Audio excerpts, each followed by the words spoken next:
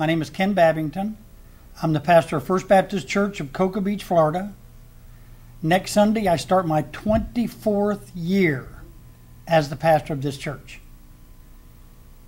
I have never been lacking an opinion, and this lesson today is my comment as an individual, not as the pastor of the church, but as an individual, my comment on the Confederate flag fiasco. I guess you can tell already where I'm going. There's a young man in jail right now in South Carolina. He's been accused of going into a black church in Charleston and killing 9 innocent people just a few weeks ago.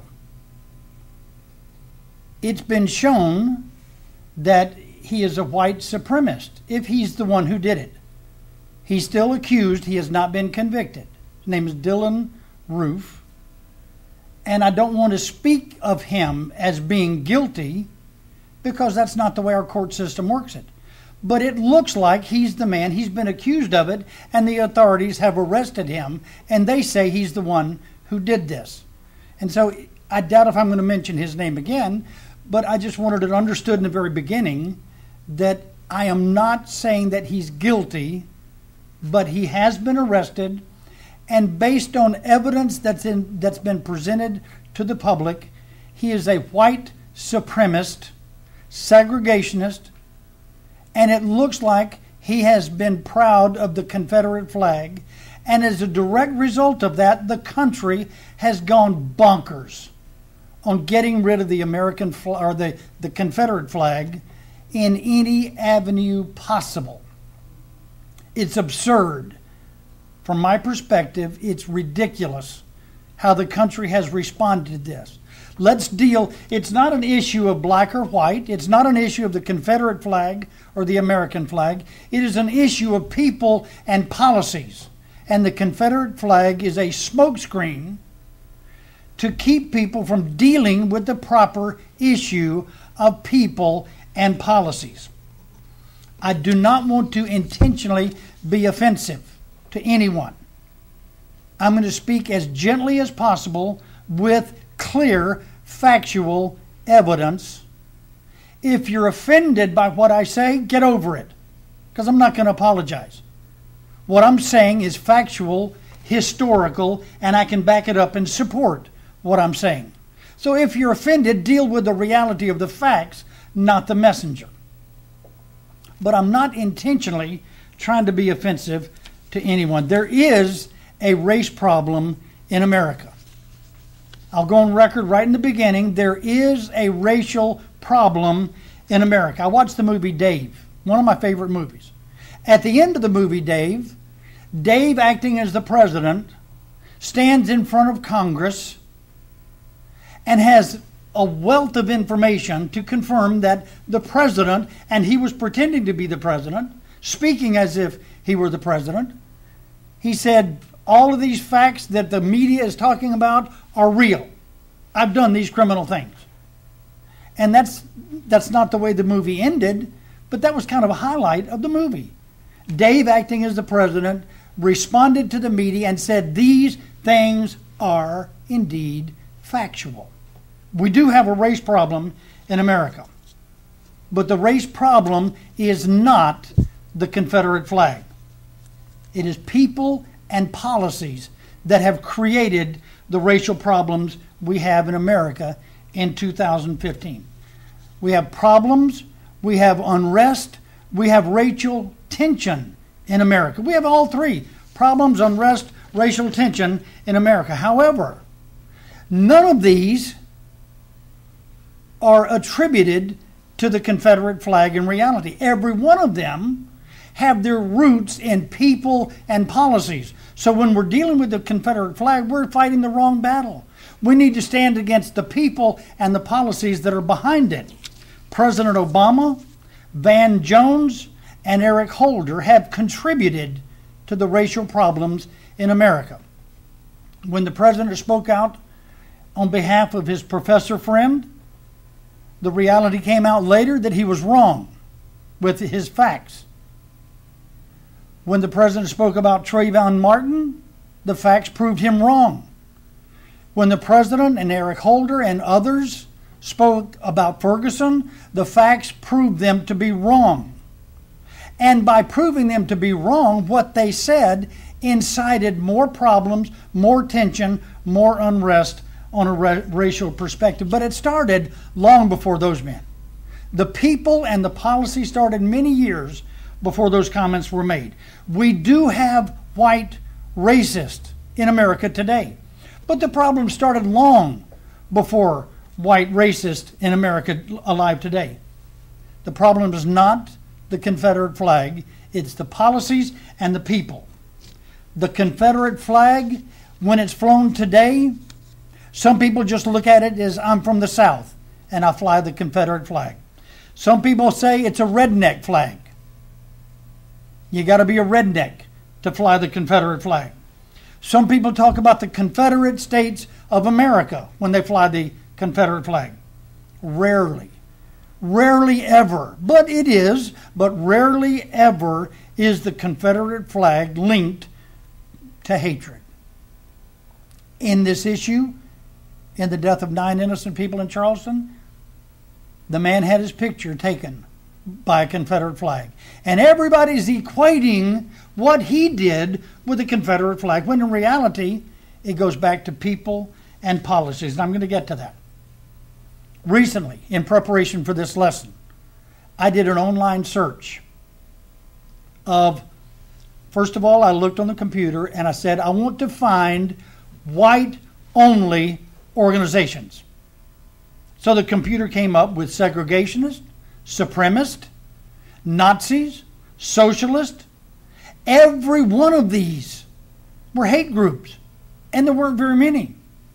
But when you key it on the computer in the search engine, show me white-only organizations, they're white supremacist, segregationist, hatred, Nazi, socialist. They're horrible. But when you do the same thing for black America, I went on the computer, and I've got a partial list here. I'm just going to read this partial list. This is not an all-inclusive list. This is just a partial list. I went to the computer, keyed in white-only groups, got the segregationist, supremacist, hatred, Nazi, skinheads, socialist. When you ask for the same list of black-only groups, here's what you get. There's black filmmakers, black psychologists, black psychiatrists, black nurses, black airline pilots, black journalists, accountants, NAACP. There's a black police officers group, black firefighters, black funeral directors, black architects, black executive, black media consultants, black social workers. See the difference? White only, supremacist, hatred. Blacks, you've got all sorts of groups, but the group isn't over yet. There is a racial problem in America. There's also Miss Black America, Black Entertainment Television. There's the Congressional Black Caucus. There's Black History Month, Ebony Magazine. There's the United Negro College Fund. There are black charities. In politics, there are black organizations for local, county, state, and federally elected officials. There's even, I found this, there's a National Brotherhood of Black Skiers. In America, there's a group of black skiers. None of these have anything to do with the Confederate flag. It's all skin color. Today, in America, if Martin Luther King were alive, he would be still talking about his dream. He preached that sermon at the pond, the lake there in front of Washington, D.C. He said, I have a dream. I have a dream that someday in America, people will be scored and graded and looked upon because of the character of the individual, not the color of their skin. What's going on in America today would be a horrible thing for Martin Luther King to see. Skin color is still the issue with so many people. Character is a thing of the past, except I'll give you a couple of illustrations about how skin color and character are an interesting byproduct. On July the 11th, 1991, the Congressional Black Caucus voted 19-1 against Clarence Thomas. They looked at his character and said, we don't want anything to do with Clarence Thomas. So the Congressional Black Caucus on July the 11th, 1991, voted 19-1 against Clarence Thomas. It's my understanding that on a regular basis, now I read this in preparation for the lesson today, that the Congressional Black Caucus gets together for a meal. I don't know if it's every week or every month. Let's say it's once a month. And each month, somebody different in the Congressional Black Caucus has the meal. One time, Congressman Allen West, was responsible for the meal for the Congressional Black Caucus. By the way, J.C. Watts did not join that organization. Allen West did. And one time it was his turn to provide lunch for the Congressional Black Caucus. He brought in fast food. Alcee Hastings, an impeached judge from Florida, who happens to be in Congress right now. I think he's still in Congress. He's in the Congressional Black Caucus. Alcee Hastings was quoted as saying everyone there in attendance that day was offended by having to eat fast food. Allen West, a member of the Congressional Black Caucus, offended every one of them. I don't understand how that could happen, but there is a racial problem in America today. Just recently, I think her name was Zandra Robinson, a professor at the University of Memphis, equated whiteness with terror. Earlier this week, she no longer is employed by the University of Memphis, but it just came out in the public. Jesse Jackson and Al Sharpton speak with impunity. I can remember Al Sharpton saying black Americans ought to deal only with black-owned banks. There is a racial problem in America. Over the last 5 or 6 years, President Obama has fueled the racial tension. He has done nothing to calm it down. And in fact, he has done virtually everything possible to ignite the fire and fuel the fire of racism in America. Al Sharpton and Jesse Jackson speak with impunity. Anything they say. True, there are white racists in America, but they're so rare. It's not the Confederate flag. White racists in America are rare and isolated. Even in the Southern Baptist Convention, of which I'm a pastor and been a pastor for almost 39 years. The Southern Baptist Convention split up many years ago in the National Baptist Convention, and the reason was segregation. It's in the church too. We've got, in the Florida Baptist Convention, we've got an African American Ministries Division. I tried to encourage them, why are we starting segregated churches? And the comment from the leader of the African American ministry was that typically black people don't like to go to church in white churches. We do have a racial problem in America. Let's deal with the reality of the problem, not the Confederate flag. It is not the Confederate flag, it's the people and the policies. Let me quickly go over a list from American history. And I'm going to do this rather quickly, so you're going to have to listen in a hurry. And I'm going to read these so I don't miss any of them. The Puritans and the Pilgrims in the early stages of America were against slavery. Several of the colonies abolished slavery, but King George vetoed it. Many of the founding fathers were against slavery. Benjamin Rush signed the Declaration of Independence. He started the first abolition society in America. Benjamin Franklin was setting slaves free in Pennsylvania. 7 colonies ended slavery when the Declaration of Independence was signed. In 1789, George Washington signed a law that prohibited slavery on federal territory. By 1808, import and export of slaves was abolished and banned. Around 1820, a new generation came up. This new generation came up in America were Democrats. They were pro-slavery. They didn't want anything to do with abolishing slavery. In 1820, the Democrat-controlled Congress passed the Missouri Compromise. In 1850, the Democrat-controlled Congress passed the Fugitive Slave Law. In 1854, the Democrat-controlled Congress passed the Kansas-Nebraska Act. None of these have anything to do with the Confederate flag. It goes back to people and policies. In 1856, the Supreme Court, Democrat-controlled Supreme Court, made a decision in the Dred Scott case. The Supreme Court decision was that black people are property, they're not human beings. That was reversed years later. But the Supreme Court made that decision in the Dred Scott case. The Republican Party was started. In 1856, their first platform was 6 out of the 9 platforms were pro-abolishing slavery, freeing the slaves. In 1860, their platform was almost consistently anti-slavery. Their candidate was a man named Abraham Lincoln. He got elected.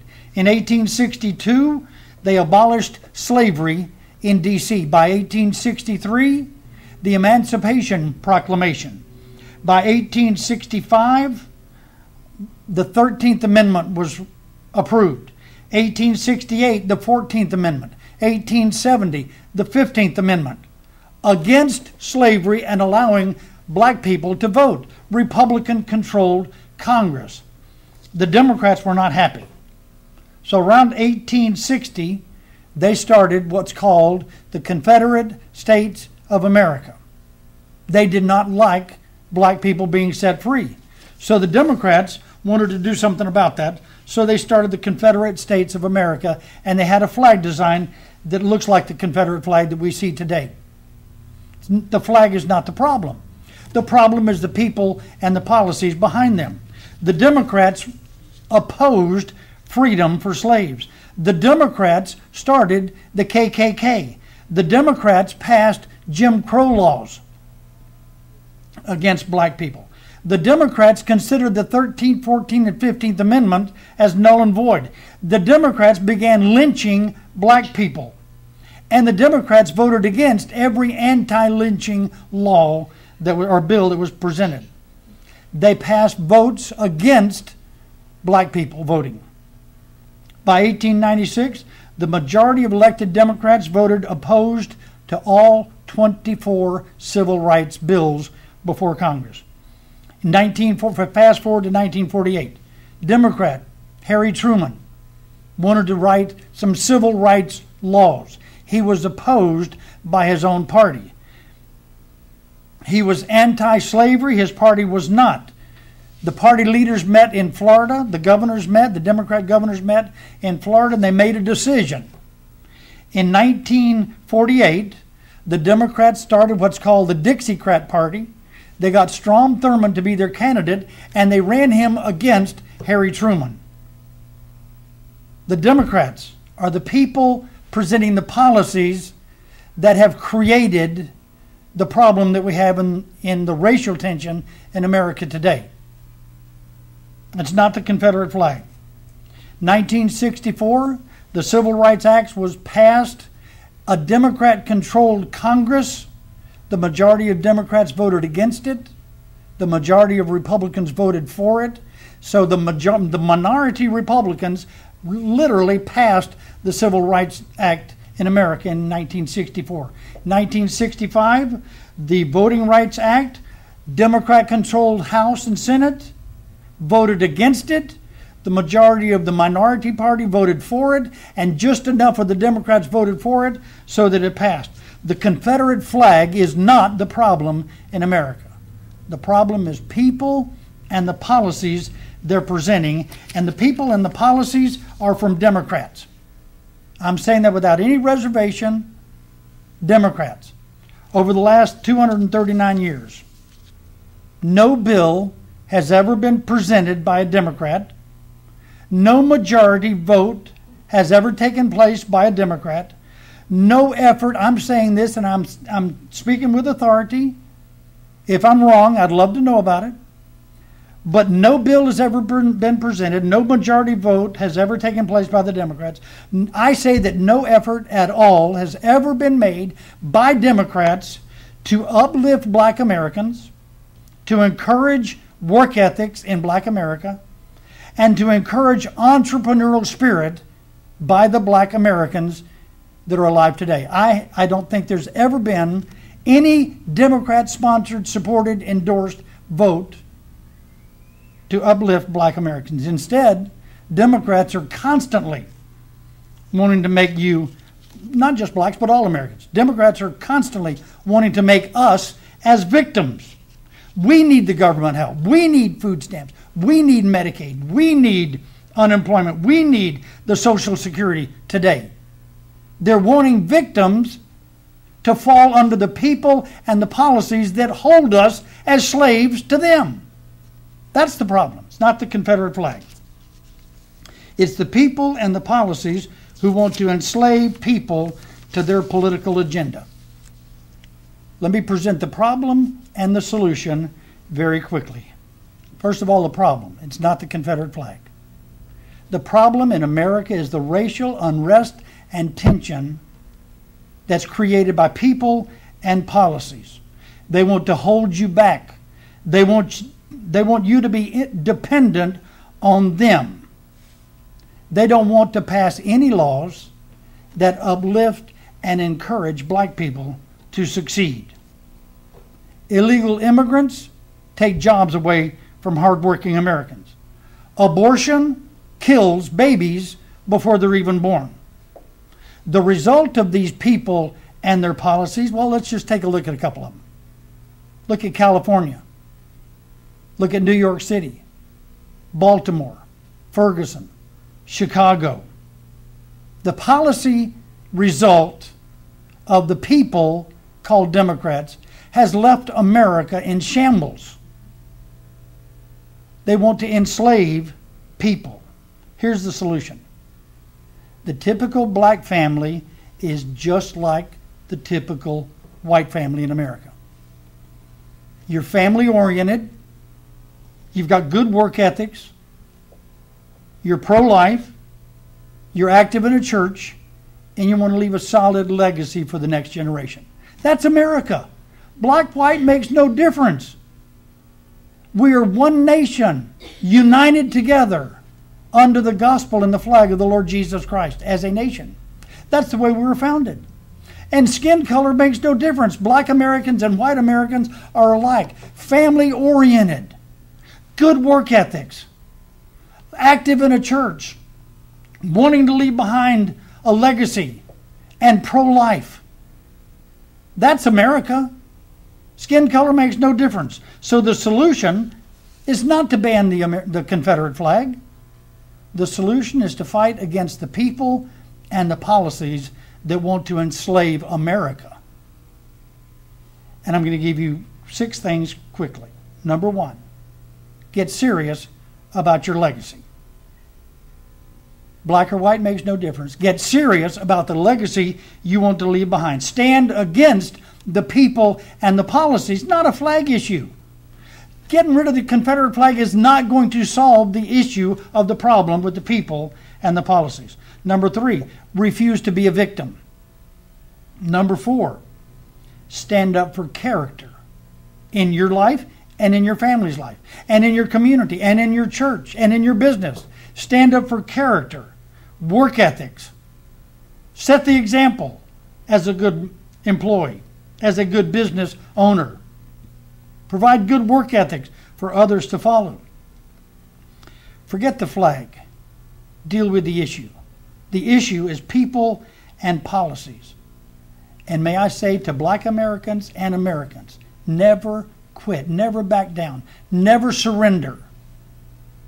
It's the people and the policies that have tried to enslave us, and we need to say enough is enough. Let's fight the right battle. In 2 Timothy 4:7, Paul's about to die, and he says to young Timothy, I have fought the good fight.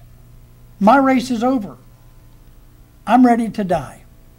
There's a crown laid up for me. Our fight is not over yet. may I encourage anyone that listens to this to fight the fight. Flag's not the fight. The people and the policy. We need to take America back for black and white families. And I encourage you to do that. God bless America.